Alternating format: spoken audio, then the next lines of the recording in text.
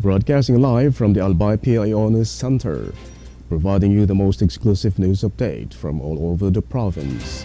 This is News at 12. In the local scene, the Albay Provincial Health Office urged residents to seek prompt medical care if they notice signs of serious eye issues. An announcement from PHO: the following symptoms should not be overlooked: sudden vision loss or changes, intense eye pain, redness, swelling, unusual eye discharge, and eye infections or injuries. The office also advised individuals who are scheduled for or recovering from eye surgeries such as cataract removal, LASIK, or retinal procedures to regularly consult with eye specialists. Those diagnosed with glaucoma, diabetic retinopathy, macular degeneration, or other intricate eye conditions should have routine eye checkups, as these conditions can impact both vision and overall health. The PHO emphasized that early detection and appropriate treatment can help prevent long-term complications, including permanent vision impairment. Meanwhile, the office encouraged individuals to visit their nearest health center or hospital, offering ophthalmology services for suitable care and advice.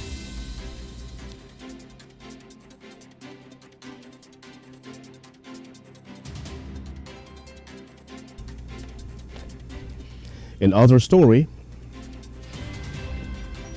the provincial government of Albay is strengthening its commitment to food security for its most at-risk constituents via a proposed agreement to supply affordable, quality rice, especially to marginalized groups.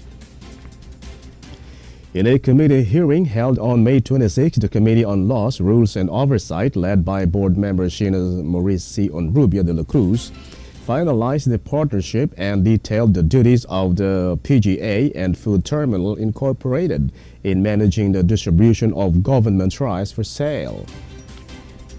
This initiative addressed the pressing need for ongoing availability and replenishment of rice supplies in the province.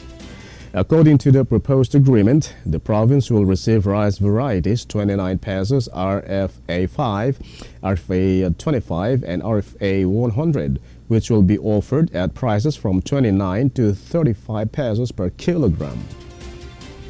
The PGA, in collaboration with local government units and other government agencies, will focus on executing and rolling this out, especially for senior citizens, people with disabilities, and Pantawid Pamilyang Pilipino program beneficiaries. Additionally, this initiative was made possible through the resolution to implement a national food emergency concerning rice, as supported by the Provincial Agriculture and Fishery Council.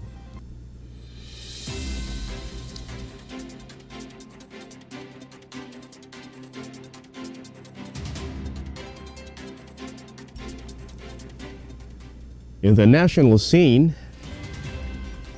the Department of Health has warned the public about influenza-like illness due to changing weather conditions. From April 12 to 26, the Department of Health logged 3,341 cases of ILI, which is 39% lower than the 5,456 cases recorded from April 12 to March 30 this year. Meanwhile, as of May 10, the Health Department reported a total of 55,099 ILI cases, 7% lower than the 59,266 cases logged during the same period in 2024. The healthcare chief advised those who are sick to wear a face mask and stay at home, cover their mouth and nose when coughing and sneezing, and ensure good airflow for ventilation. It also reminded the public to eat nutritious food and drink plenty of water. Among the symptoms of ILI are fever, chills, body aches, sore throat, vomiting, diarrhea, and lethargy. The Philippine Atmospheric, Geophysical, and Astronomical Services Administration reported last week that the country is now transitioning to the wet season.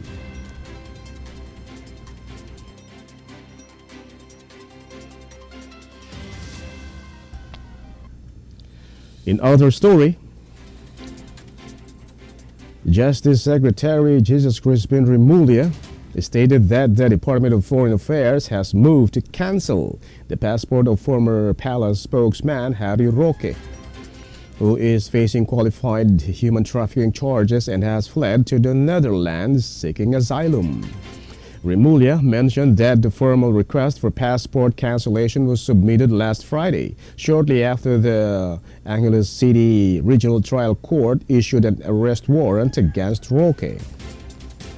If Roque's passport is invalidated, he would become an undocumented alien, a precarious position that could lead to deportation.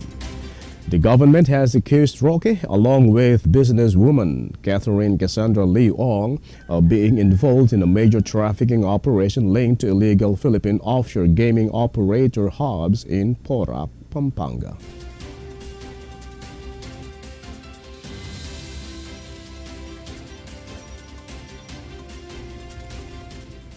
In other news, the government announced a construction blueprint for the long-anticipated EDSA rebuild project, which will enter its preparatory phase on June 13. The Department of Public Works and Highways, the Department of Transportation, and the Metropolitan Manila Development Authority outlined detailed measures to minimize disruption and maintain safe, orderly traffic in Metro Manila. The project's goal is to alleviate daily traffic, modernize commuter infrastructure, and transform EDSA into a safer, greener, and more pedestrian-friendly corridor. DPWA Secretary Manuel Bunuan stated that construction will roll out in phases, beginning with the northbound stretch from Ross Boulevard to Star Mall Show Boulevard. Work on the bus lane will commence first, followed by the sequential repair of interior lanes, gradually moving outward and extending through December 2026. While officials acknowledge the short-term inconvenience the EDSA rebuild will cause, they emphasize that its long-term benefits are essential for Metro Manila's safety, efficiency, and sustainability.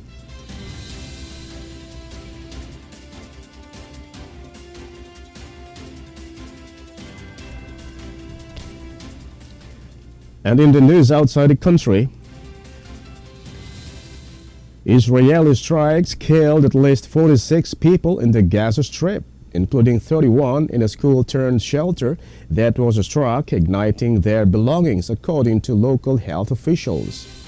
Israel renewed its offensive in March after ending a ceasefire with Hamas.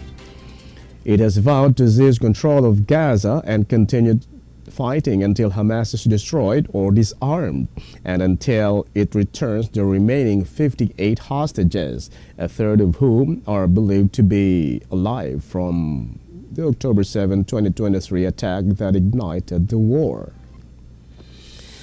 Israel began allowing a trickle of humanitarian aid into Gaza last week after blocking all food, medicine, fuel, and other goods from entering for 2.5 months.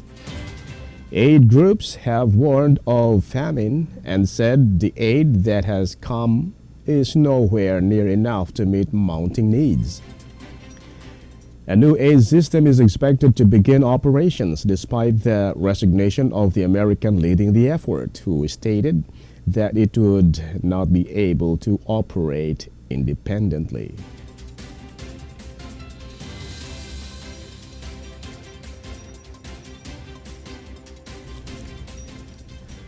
And finally, in the news outside the country, Hong Kong has announced that it will open its universities to more international students, particularly those affected by the U.S. government's decision to bar Harvard from enrolling foreign nationals.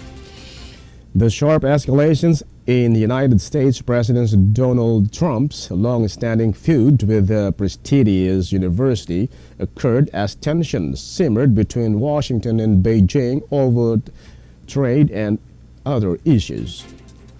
The Trump administration's decision which was temporarily halted by a U.S. judge after Harvard filed a lawsuit, has jeopardized the future of thousands of foreign students.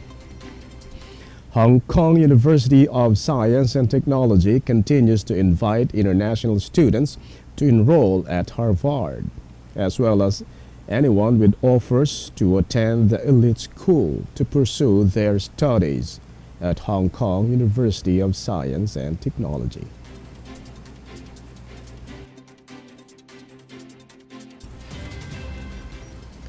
And that's all for the news at 12, May 28, 2025. We'll be back tomorrow for more news updates. And thanks to our news writer, Albay PIO and Erica Dumlao. And on the technical side, Chad Bobis. And of course, our Provincial Information Officer, Mary Luduca Castillo. And under the supervision of our Governor, Baby Glenda Bungao, I am Greg Hallare. Thank you for subscribing.